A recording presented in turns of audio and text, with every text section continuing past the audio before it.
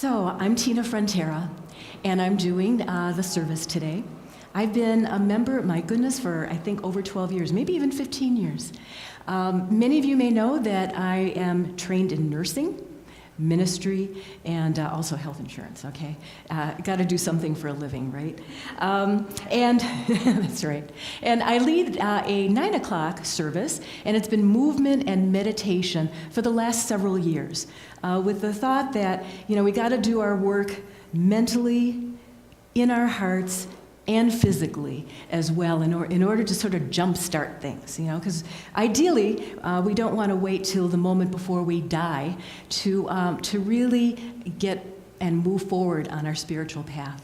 So today we're celebrating Christmas Eve, and we're having our candlelight service during the day instead of during the evening. So that's why we've got all the candles. I normally have done this in the evening for the last 2 years as well. But Christmas, obviously, we're celebrating the birth of Jesus, also the birth of all of us as well. And not only the Holy Spirit, but the holiness within all of us. And we have several other symbolic things here.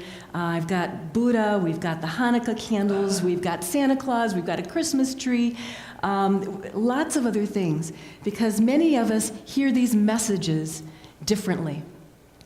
And various of us have come from various different religions, and some of us have sort of stepped back from that religion, and many of us here may have done that. I know I did, because of the dogma sort of associated with particular religions. And so sometimes we hear things differently depending on who's saying it or how it's being said. Jesus was born many, many years ago. So was Buddha, so was Muhammad. Many of the books were written many, many years ago. They were written in parables. And it's hard for us these days to really understand things in parables. There weren't emojis back then, And so we communicate differently. So I do a lot of reading, and I read Thich Nhat Hanh, because he's got different interpretations of Buddha and Jesus. And there's also another individual called Lama Sri. Has anybody heard him speak? Okay. It's kind of a hoot to hear him speak. He spent a lot of time in Tibet and is kind of went in a monastery, and yet he speaks as though he were behind the counter of a New York Jewish deli. Okay, and it's so hard to get your head around it. And actually, his mother calls him the Deli Lama. And I could really see that. So it's not necessarily about the book of who, or about the book of what, or the gospel of who, or the gospel of what. But it's really, do those words ring true to you? Almost every religion or almost every teaching that has lasted talks about the basic concepts of patience, love, and effort. And if those words ring true to you, whoever is speaking them or whatever book you're reading them from, you can become your own priest, okay? You can become your own priest. We don't necessarily need someone. So love is the religion, and the universe is the book, okay? Now, this is also the age of Aquarius, and some of us hippies think about the age of Aquarius as really kind of happening when the song happened in the 1960s. But after World War II, there was emergence of the age of Aquarius, with the thought being that we started out with the goddess Earth Mother, and we may be coming full circle back into the sacred feminine, okay? Slowly and gradually, we may be coming back to that, from the state of religion being about power or about imposing things on others. And actually, Jesus is becoming popular again. So thank you, and happy birthday to all of you. Now, I'm going to advance us to the next slide there. And this month's theme is about continuing the light. And so today's service, in addition to celebrating Christmas Eve, is also going to include thoughts about awakened awareness, okay? And keeping that light going within us and throughout the world. I'm going to start out kind of literally, initially. There are lots of disasters that have happened this year. I mean, really, when you think about it, it just feels like so many. The earthquakes in Mexico. Jakarta is almost underwater because of global warming.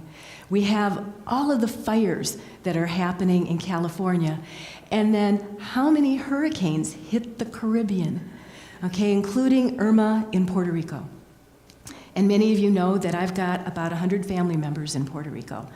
And I'm grateful that all of them have water. Not every one of them do. But I am very grateful that my 92-year-old father has it and my 102-year-old aunt has water. But they don't have electricity. So here we are 3 months later, and they don't have the light. And if you look on this map, Puerto Rico is kind of that very bright island there off to the right. It's not so bright right now.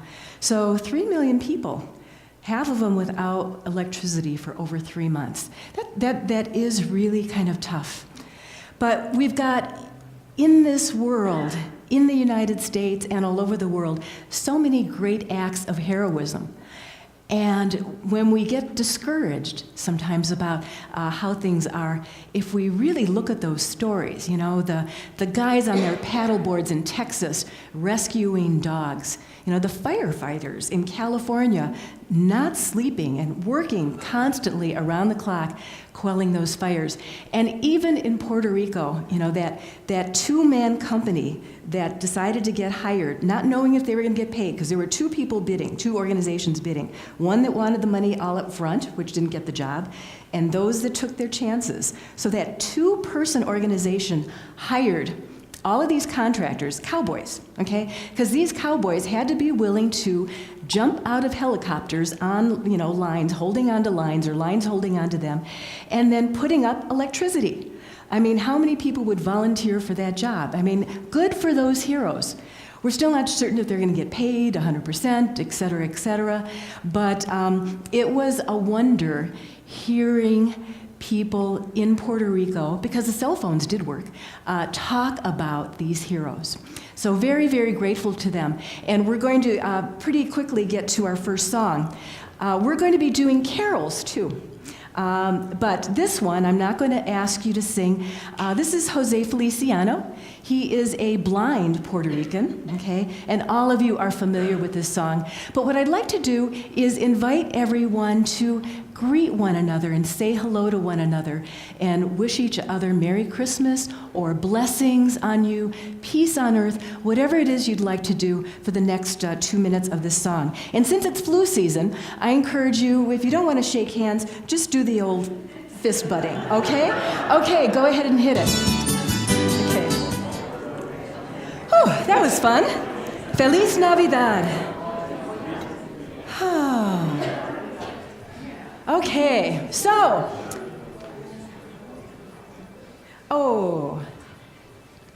so has anyone heard about the Buddhist vacuum cleaner? The Buddhist vacuum cleaner. I'm almost giving it away. It has no attachments. Oh. Okay. Oh, I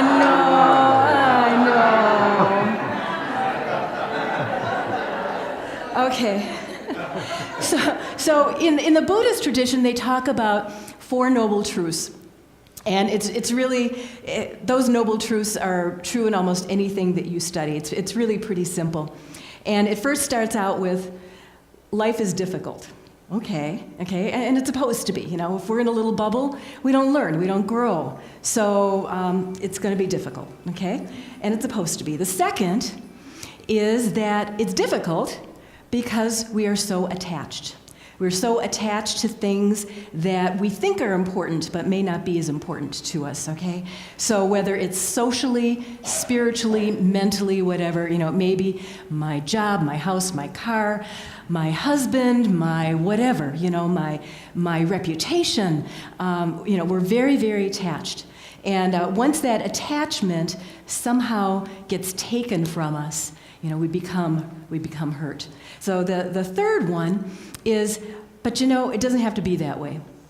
Okay? We can, through lots of things, still achieve enlightenment and happiness. Okay? The fourth is you got to do the work. Okay? Because it's through work, it's through effort that we get there. So you could hear your grandmother saying those words, right? Life is hard. Get over it. Okay? Give it up and do some work. Okay? And you hear that in many, many ways. Whoever it is you're hearing speak up here or speak really anywhere, many of the messages are very, very similar. So Jesus said the kingdom of heaven is within. Knock on the door, and what you open for yourself shall open. Okay? So similar kind of a message, right? So patience and effort. Truth, patience, and effort. We talked a little bit about truth, but patience is a tough one. Patience involves so many things, including acceptance of ourselves, acceptance of others, acceptance of views that we don't agree with, and forgiveness. Forgiveness of ourselves and forgiveness of others. Now, forgiveness is a tough one. I was listening to something on NPR the other day, and the person was interviewing a psychologist and asked, well, how do you forgive?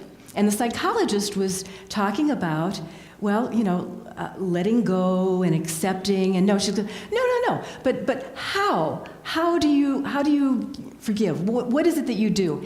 And she really expected to hear something about two people interacting, right?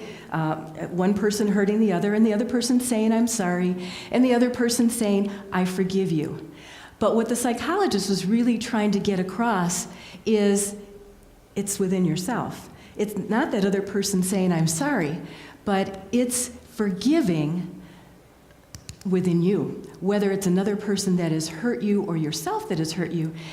Because what he said, and it was very interesting, oftentimes the person that needed forgiving, from your opinion, doesn't think they need forgiving, doesn't necessarily believe that they did anything wrong, doesn't even know they did anything wrong. Or sometimes if it was your parent or your whatever, and that person is no longer on this earth, they're not there to say, I'm sorry.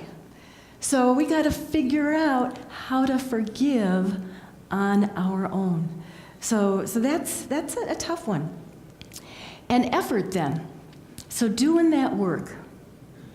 So work is love made visible. I like that.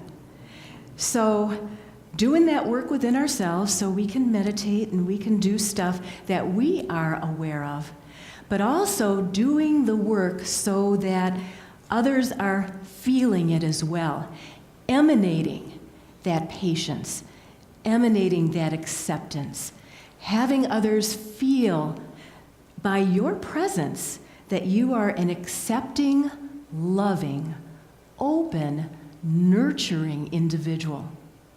That takes some work. So happiness, I like this one, is thinking about others, and suffering is preoccupation with ourselves. So we are just a few miles away, if that. Maybe Edina is 1 mile away, maybe 2 miles away. I think everyone here is too young to remember this. There used to be a sign in Edina that said, no dogs or Jews allowed. Does anybody remember that? Yeah. And actually, many places in the United States had signs like that. And it's kind of hard to really imagine. This was, back in the 50s-ish. And I have a 92-year-old friend who's Jewish and remembers that vividly. And she moved from Minnetonka, and she wanted to move closer to the city, but she, of course, bypassed Edina, and she could have moved in St. Louis Park, right? That was for some reason, a neighborhood that was considered inappropriate for Jews at that time to move. But she moved into downtown Minneapolis. But anyways, that sign stuck in her mind. And so she could have practiced a lot of things, you know. She could have, in her mind, just ruminated over that. So speaking of the mind, body, and the spirit. But she chose to note it and let it pass. She could have, in her heart, just really let that eat at her, okay? And she could have become a bitter individual. But she didn't allow that to happen either. She actually kind of moved on and she became a nurse. She wasn't somebody of a very wealthy means at all, needed to make a living, and at that time you could be a registered nurse with just 2 years of education. I don't know if you can do that anymore. That's how I started out. It was a 2-year degree and then a 4-year degree. And she could have just chosen all kinds of paths, but instead she became a nurse. She got involved in health rights and health disparities, and then she got involved in social justice, and then she got involved in politics as sort of a worker person. You know, she wasn't in front and center, in front of anybody at all, but she was always sort of the strong woman behind leaders. And I went to her 90th birthday a couple of years ago. And there was this striking man there. And I was like, who is that man? Who is that man? Who is that man? And, oh, you know, he's a politician, okay? And he's running for office. And lo and behold, I found out after the election, put 2 and 2 together, that was Jacob Frey. That was at her birthday party. And actually, there was a picture of my friend Ellen shaking his hand after he became mayor on Nicollet Mall. So she used and harnessed her passion, her patience, her energy to create change over many, many, many years of her life. Not that she was the person that got the new mayor elected, but she helped move things along in the path that she felt she wanted to help. So kudos to her. So we can all harness our energy in a focused fashion to achieve what we want and give to others. Now, the next carol is truly a carol. And what we normally do on our Christmas Eve celebrations is we do have carols, and we do sometimes have sing-alongs. So Gary does have karaoke for the next one. And Gary insists that we have karaoke and carols. And so yes, we do it because he says people want it. Now, I know some of you might not necessarily like carols, so I'd like you to just open your heart and your mind to it for a minute. Because remember, these Christmas carols weren't created to help people shop on Black Friday, okay? They were created in the 1700s and the 1800s to really speak of people being together and gathering together and enjoying each other, okay? So this first one we all know, we all hear it. And remember, I also do this movement and meditation service at 9 o'clock. So I think it's only going to be 2.5 minutes. If you would like, you don't have to, besides standing up and singing to this karaoke, if you would like, since it is one of those things where you could really bounce if you wanted to bounce, I guarantee that 2.5 minutes of bouncing, you're going to feel great. It's kind of like aerobics if you want to do it, okay? So if you'd like to do that, you can. And so let's hit the song, because I think everybody knows. So the next 2 virtues that I want to talk about are generosity and virtue. So I'm really talking about what some of the Buddhists have called paramithas, or various virtues to sort of get us along there on that path. And generosity and virtue are 2 things that is also talked about in many, many ways by many, many people. And it's said that Loving kindness opens the heart. Okay? And I could see that. You could see that. Generosity, it can be defined a little differently than virtue. Generosity, one may look at as giving of yourself, opening your heart and your hands and your mind to others. And you probably can't see it here. There's this sort of picture of the Sacred Heart. There's that a beautiful picture, and it may look a little kind of odd for those of us that aren't into anatomy, but you've seen that picture of Jesus in the Sacred Heart, where Jesus is here, and that heart is way out in front of him. That Sacred Heart. That Sacred Heart that we can all partake of, that we really, in essence, all can be a part of. And the Jesus story talks about, his pushing that out so that we can all feel it. And I think that picture is so, so powerful. Many, many services here, we talk about opening our heart, being one, being all as one, and how powerful it is to think of us as a unified heart. Now, virtue is treating of others with integrity, respect, as if we would want to be treated. So a little differently, one is treating others and the other is giving of ourselves. Okay? So generosity, not necessarily being about giving money, but it's a lot harder. It's a lot harder to open up your heart to possible hurt and to other things, and to give fully of yourself. Because after all, the first sort of noble truth was life is hard. So if life is hard, sometimes what we really want to do is bring that Sacred Heart in that we have, as opposed to pushing it out. So has anyone seen the movie Wonder? It's a great movie. It's a great movie if you haven't seen it. And so that's why I have these pictures here, honoring every birth. So these are pictures of kids from Operation Smile, and I used to do some volunteer work where we'd go nationally and work on kids with cleft lips and palates. But there was one little girl, Jolima, who had the same syndrome as the person in Wonder, and I can't remember the name of the syndrome. But basically, the child's born not with a cleft lip, but a cleft face, in essence. So you can imagine how that would rock the boat of the mother when she gives a birth to a child like that. So we brought Jolima back several times to Children's Hospital for many, many surgeries. And similar to the child in Wonder, the child need to have many, many surgeries. But in that movie, here you have this kid that was born this way, and his mom homeschooled him until he was about 8 years old, I think, and to protect him, because kids, young kids, can be a little cruel. They emanate God when they're really young and they're really innocent, and then, kind of life happens, and then sometimes they get into this phase where they tease other children.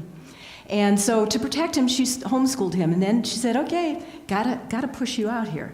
I gotta live my life, and you gotta experience the world. So she pushed him out into school, and the usual things happen, that you would expect would happen.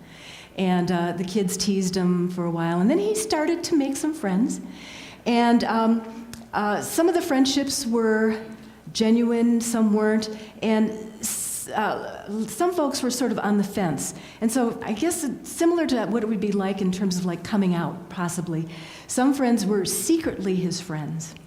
But since it wasn't cool to be his friends, when they weren't alone with him, they would be with the other friends, and there was one instance where maybe they weren't really speaking so well about him when they were with their other friends. But gradually, this kid really started to make an impact on the kids, and the kids started to want to defend him his friends started to want to defend him. And because they found when they have these one-on-ones with him at lunch or whatever, he was really a cool kid. He was really funny. He was witty. There was one scene where I remember one kid was sitting across the table from him and said to him, you know, have you ever thought about plastic surgery? And the kid said, dude, this is after plastic surgery. So he had just a really good sense of humor about it. And so gradually, he made people better and better people. And they loved his presence. They loved his energy. And so he ended up getting an award in school. I hope I'm not ruining the story for you. It's an honor award. And the honor award of courage. Okay, of a hero. And the hero in him was that through his presence, he made other people better people, which is in so many ways a true definition of a hero. Okay, so wisdom. Wisdom, seeing things as they are. So remember, we're talking about the things that we're cultivating in order to achieve awakened awareness. The Holy Spirit within us, the God within us. So gaining wisdom. So pieces of gaining wisdom have to do with listening, right? I have had the opportunity to spend time, and I'm sure many of you too. You know, when you're with somebody that's in a manic phase, sometimes they talk, and they're not listening.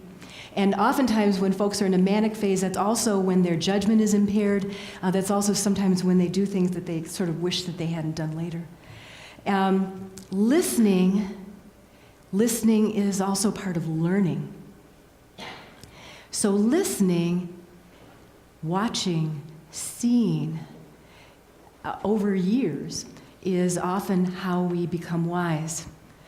And again, we hope not to develop that when we are over 100, but we hope to develop it a little earlier in life if we can. And so those that are able to emanate their wisdom somehow seem to have this diamond-like clarity.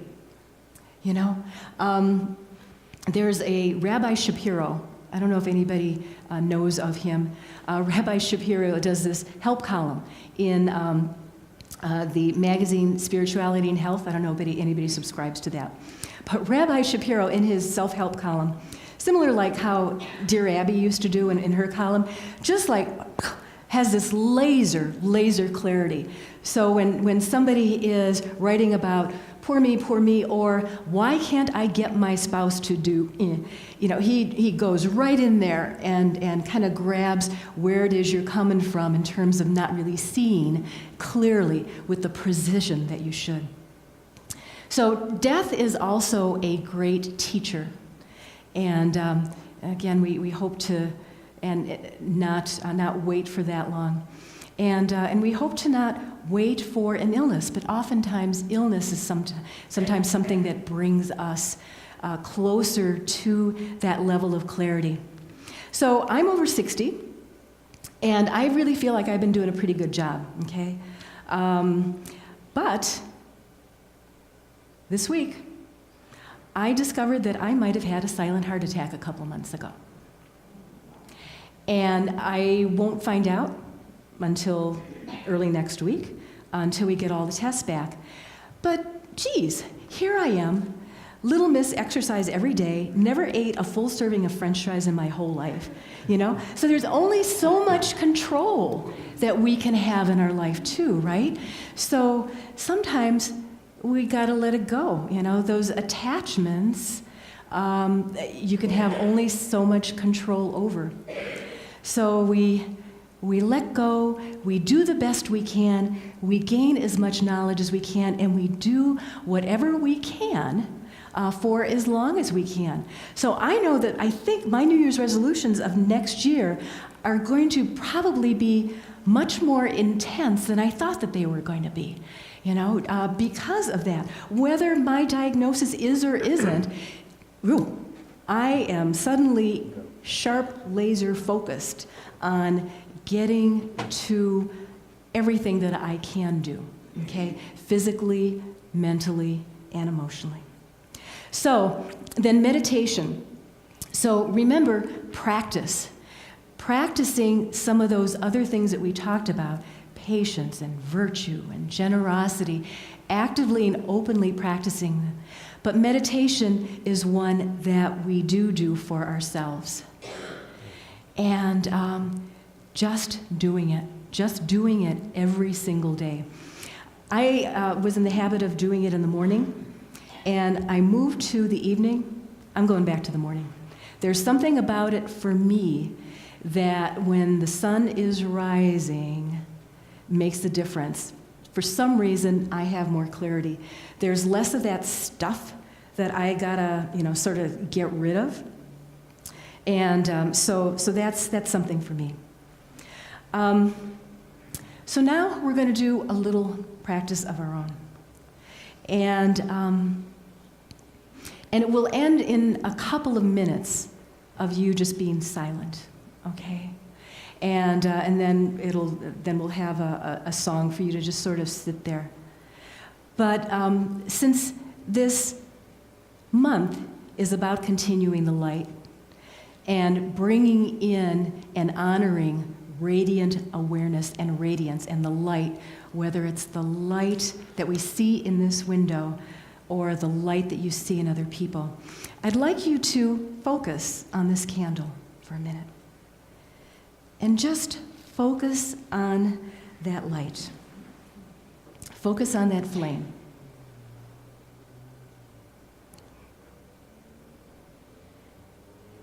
And focus on being that flame. Continue to look at it just for another few seconds. See that flame. Take a deep breath. And I invite you to, as you close your eyes, feel your eyelids pulling that flame closer to you and into you, if you would like. And feel your own beautiful inner light, your sacred heart. And just sit there with yourself for a minute.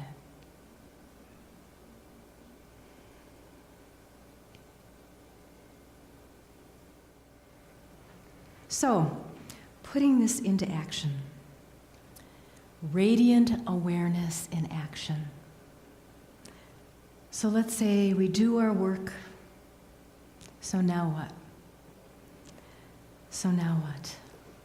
Continuing the light with a view as vast and open as the luminous sky. Really, there are no boundaries. We can do pretty much whatever we want.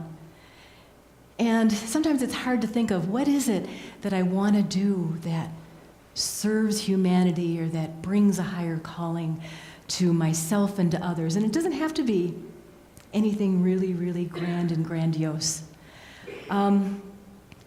Just doing the work. But I want to bring to light a story of the Lakotas. And, we know that the American Indians had a tough road, often due to white man's behavior. And the Navajos had a little different issue because their culture was a little different. But the Lakotas, when, you basically have a culture where you wander, you hunt, you fight, you're across the plains, and suddenly you don't have that anymore as part of your culture. The Lakota men just really had a difficult time with their purpose in their life because they were hunters and warriors. And all of a sudden, they were put in a place where they were basically housed. There really was no place to hunt. There really was no warrior stuff to go on. And the men lost their purpose. So the women, the heroes, gathered other women together and they banded together. It's like we have to support our men through this. This is going to be a tough road to get our men back to really feeling like whole, solid individuals. And rather than everything falling apart, and certainly the American Indian culture isn't all total together yet. We've got lots of issues still that's going on. But those women kept together the traditions, kept together the home, kept the reminders going and the practices going so that the families could heal.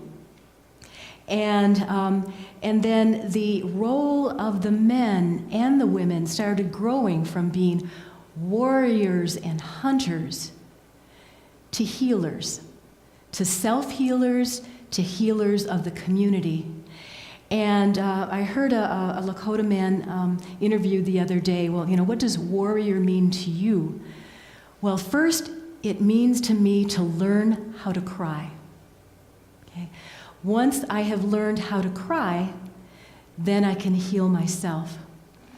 And then once I've healed myself, I can help heal others. And once I can help heal others, then I can help heal this community and become an active part of this community. So it's an interesting way of looking at it. It's inside out, outside in, but many people pulling together to continue the light and contribute to a central sacred heart. Okay. So with that, I'd like to pass out the candles.